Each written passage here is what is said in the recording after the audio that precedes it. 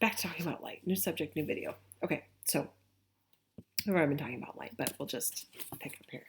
So if light is a wave, so basically a wave. That's not very even wave. It would be a consistent wave. That's really ugly. That's more like a strange caterpillar. Gosh, I'm telling you people, it's hard to write on a board that is like moving around on you and not secured. So this wave would have consistency. In other words, that's not much better. Holy moly. But that doesn't matter. Wait, let me get more on there. That was like a really long wavelength. We want to have it a little shorter so you can see more repetitions. Okay, just pretend those are the same. So, because I can't seem to make it better any more times I do it. So here's things we can describe about a wave. We can describe the wavelength. Okay, the wavelength is going to be the distance between the top of one wave to the next one. Paper, make sure I'm saying things right here. So a crest to a crest, these are called crests when they're at the top, or a trough when it's at the bottom. So it would be the same distance here. So this is a wavelength, and we scientists describe that with a letter, lambda. It's a Greek letter, so I cannot think what I wanted to say. It kind of looks like an upside down Y. That's not a beautiful lambda, but that's what lambda looks like, and it's equal to wavelength. So you just have to memorize that. It's just a convention. You could use something else. There's nothing special about lambda. That's just what conventionally scientists refer to wavelength with. So wavelength is a crest to a crest, or let's see both of them, trough to a trough. So it's the same distance, just whether you're up or above the sort of that center line, that zero line. Okay, so that's wavelength. Wavelength of light corresponds to its color. So if you have a really long, the longest wavelengths are associated with red, and they get shorter and shorter and shorter down to purple. So you guys probably know the Roy G. Biv, red, orange, yellow, green, blue, indigo, violet. So red is going to be the longest wavelengths, and they get shorter and shorter and shorter as you work your way down to violet. And they're measured in nanometers. We'll talk about that some more. So, and that's called the visible spectrum. Light is part of the whole entire electromagnetic spectrum. They're all light waves, and we'll talk about that here shortly. But the visible spectrum is just one little portion of that. Okay, this is a lot of theory kind of stuff. It's not hard, but you have to kind of like think about it and wrestle with it in your brain. Or maybe you don't, because maybe it'll totally make sense to you, but for me, I really have to kind of wrestle with it in my brain a little bit. Okay, we can also talk about the amplitude of a wave. An amplitude is the measure of the height of a trough or a crest. So if wavelength was kind of working along this x-axis, you can think about it that way, amplitude is working on the y-axis. So it's the distance from the beginning point, this 0 point, up to here. So that point, or down to here.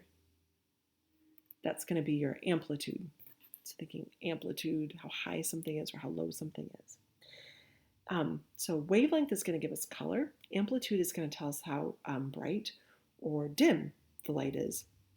And so if it's a real small amplitude, the light is going to be very dim. If it's a large amplitude, it's going to be a bright light.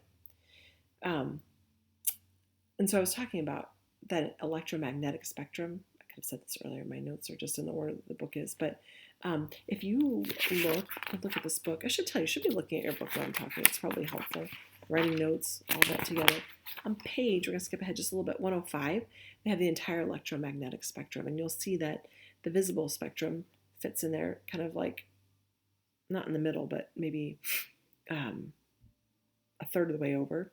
And then as you go from the visible spectrum, as your wavelengths get bigger, you see the next thing is infrared light, which creates a lot of warmth. Microwaves, which also create heat, right? Because that's how we cook food. Then we have TV waves, radar waves, FM radio, and AM radio waves.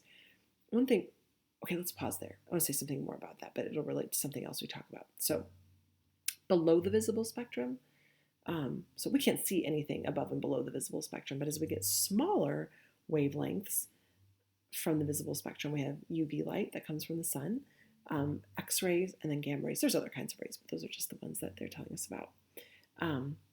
So we'll go back to that as we talk about frequency and energy, okay? So the speed of light is 3.0 times 10 to the 8th meters per second. Okay, so that's just something to memorize. I'll probably give it to you on a test, most likely, but just memorize it. Hey, just I don't know how many Stranger Things fans I have out there, but there is a Stranger Things moment in this module. So if that makes you happy, it made me very happy. I thought it was kind of cool. Okay, that's what I should put my comic strip about, but I guess we're not all Stranger Things fans, so not everybody would have appreciated it. So I just had to do some good old-fashioned like dad joke humor for that. So, okay, 3.0 times 10 to the 8th. I'm talking about that comic strip that I put at the beginning of your homework, if you're wondering what I'm talking about. It sounds like I'm babbling. Speed of light. And this is always the speed of light, no matter what, okay? No matter the amplitude, no matter the color, that is the speed of light. Wavelength, frequency, whatever. This is the speed of light. It is a constant, okay? You can think of that as 190,000 miles per second to give you some perspective. So when you think of the light of stars coming to us, the light of the sun coming to us, that's how fast it's traveling. Okay, now that leads us to frequency. Okay, so frequency sounds like a hard concept a little bit. You can kind of think about it with radios, like that's how we find the station that we're trying to get to. But if you think about what frequency actually is, it's the number of wave crests that pass a given point each second. I love the example they give in the book. They talk about if you were standing on the beach and counting the number of waves that crashed past you over a given period of time. Now, when we're talking about light waves, we're going to be talking about much higher frequencies, you could say, than we would if we were measuring waves crashing over us on the beach. But every time that wave crested over us, we count one. Another one, we count two. So over a minute's time, maybe 10 waves crash over us. So our frequency would be 10 per minute. When we talk about frequency, we know what we're talking about. We're talking about waves, so we just don't call it waves. We just say 10 per second. We don't identify the waves. That's just a convention in science. So it's 10 per second. And we also can call that hertz.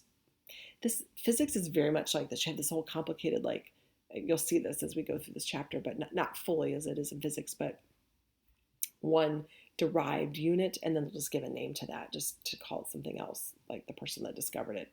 Hertz come from an individual's last name, and all it means is waves per second, but we don't just something per second. I know that's kind of weird. You want to say waves per second because it is waves per second, but we don't label it that way. Okay, if that's confusing, just ask me. Look at it in the book, and it should make sense. Even if you don't like it, you just have to kind of accept it, but hopefully it'll make sense to you. So that's frequency. So we can come up with we're not going to do the proof of this equation, but it will make sense to you, hopefully. Frequency, with an F. Let me try to write a little bit bigger. I'm writing really small, forgetting we're working on small things here. Frequency is equal to the speed of light, which we call c. I don't know why, but we do. Speed of light is c, over lambda, which, do you remember, is wavelength. Yes, wavelength. Frequency equals speed of light over wavelength. Okay, I know that seems like, what the heck does that matter to me? But we learned something from this. Speed of light is constant. It doesn't change, right? So in this equation, if this number is not changing, I can tell something about frequency by how this number changes. So as the wavelength gets smaller, so I've got this number, I'm dividing it by a smaller and smaller number. So what do you think is going to happen?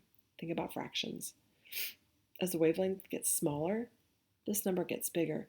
If you forget, if you're like, wait, I have no idea what happens when the bottom number gets smaller, think of something that you do know.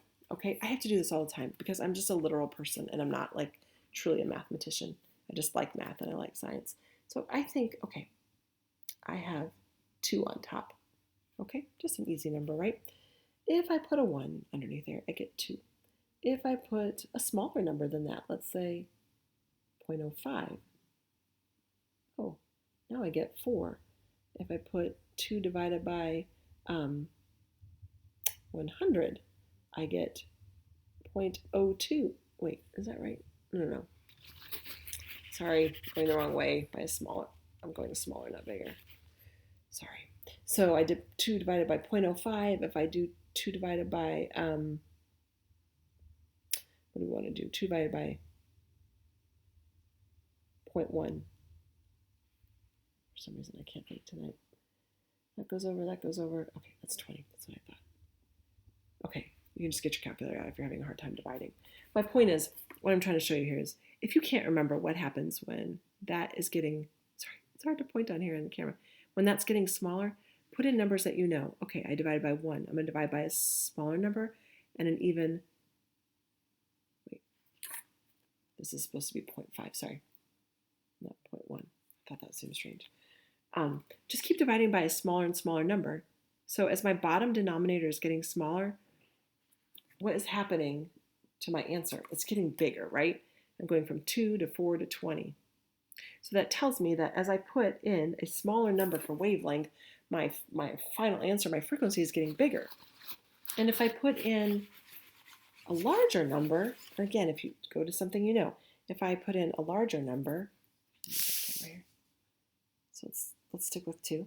If I put in 1, I get 2. If I put in 4, I get 0.5. If I put 2 divided by 8, that's the same as 1/4, I get 0.25. What's happening to my numbers there? They're getting smaller. So as this number gets bigger, this number gets smaller. So if you cannot remember, if you're sitting there on a test saying, I don't know, what happens to frequency when wavelength changes? Write out the equation. Write out the equation and put in some numbers you know, and then you'll remember what it does. Okay, you guys don't have to always just memorize things just as facts, okay? Things don't have to be just straight up facts. You can memorize an equation. I'm still debating whether I'm going to give you these equations. I don't know. Part of me feels like you should just memorize them because they're not that hard. Sometimes they're super hard. But I don't know. I always had to memorize them in physics, I think. I don't remember my physics teacher giving us all the equations. And there's not that many. Just assume you have to memorize them. And if you don't, then it's like a Christmas gift, okay? So, important thing there is to understand that as wavelength gets smaller, frequency gets bigger. And as wavelength gets bigger, frequency gets smaller. So as one is going up, the other is going down. We call that an inverse relationship. You may have learned that in math. They're inversely related.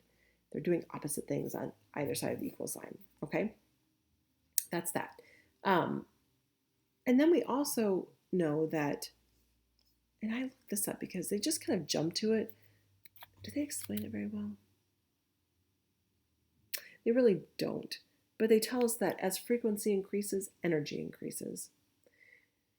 So if my frequency goes up, the energy of those waves goes up. And this is where I was going to jump to before. What we can learn about that, if you look at that chart on page 105, so get your books out if you don't have them already. Look at page 105, and you will see on that chart, you'll see the frequency starts out really big, and then the frequency gets smaller. So as the frequency is really high, far to the left here, like way over with gamma rays, high energy. And when it's way over here to the radio waves, low energy. Okay, so energy is great, but energy can be damaging. So when I go one below the visible spectrum, my energy goes up a bit because my frequency is going, wait, did I say that right? Frequency, hold on, let me just pause 1 second. Yes, sorry, I just want to make sure I'm saying it right. So I just want to pause because there's a lot of, you got to make sure you know what you're talking about here. The frequency is going up. So as I go from the visible spectrum to ultraviolet, I go from 10 to the 14th hertz to 10 to the 16th hertz. More zeros. It's bigger. Frequency is bigger, so energy is higher. Ultraviolet light is sunlight, right? Sunlight is great, but sometimes it burns us. It's good, but it can be damaging, right? Then I go to X-rays. Well, what do you have to do when you get an X-ray? You have to like cover up the part of your body because you don't just want massive amount of X-rays radiating you. We can withstand a little bit of X-rays, the little bit of damage that it might do to find out if our bone is broken and how it's broken and how do we need to repair it, or is there cancer growing here, or to diagnose. But we don't want to massively be sending X-rays all through the body where they don't need to go, and that's why we wear lead to block some of that because of the energy. And then we go to gamma rays. Yeah. And you notice the like radiation sign. We do not want to be exposed to gamma rays. If you watch Marvel Comics, that is why the Incredible Hulk is the Incredible Hulk. Because wasn't it gamma rays? I'm hoping I'm getting that right. Delaney will be so disappointed if I had it wrong. I'm pretty sure he got exposed to gamma rays. So you don't want to be the Incredible Hulk. You do not want to be exposed to gamma rays. Lots of energy going on there. Okay. So maybe if that's actually right, you can remember it that way. High frequency, high energy, gamma rays, no good. Okay. Radio waves don't hurt us. We now some would say that, when you're by like those radio wave towers and stuff, that those waves are damaging. But the jury's still out on that. That's not conclusive. That's not conclusive. So, but it is still a wave that's passing through us. So that's why some people think that it's damaging. Okay. Where are we at? We are on to our Stranger Things reference, and I'll start a new video on that note. I'm going to stop this one for now.